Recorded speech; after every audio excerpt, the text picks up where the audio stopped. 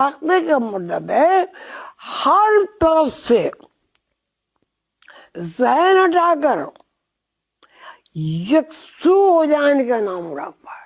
और यकसू अगर ना हो तो हम दुनिया का भी कोई काम अच्छी तरह नहीं कर सकते। मुराक़बे का तरीक़ा कार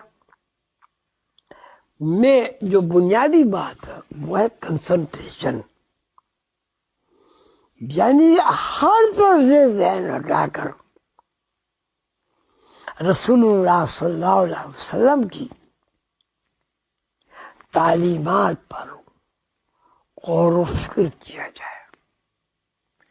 जिस तरह बच्चा हर तरफ से ज़हन हटाकर उस्ताद की बात को तस्लीम करता है, तो वो पहली क्लास से पढ़ते पढ़ते पढ़ते पढ़ते तेजी हो जाता है। तो मुराक़बा क्या है? कंसंट्रेशन है। कंसंट्रेशन क्या है? ज़हनी यकसुई है।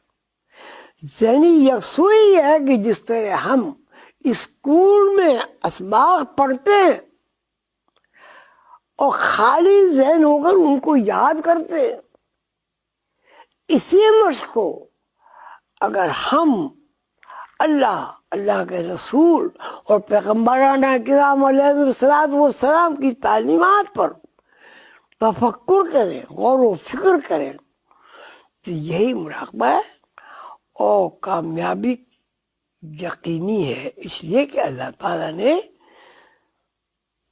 वादा फरमाया है, वल्लज़ीना जाहदू फीना लनहदियहुम सुबुलना, मेरे बंदे जो मेरे लिए मेरे रास्तों पर चलने के लिए, खुश रहने के लिए, जन्नत के हुसूल के लिए,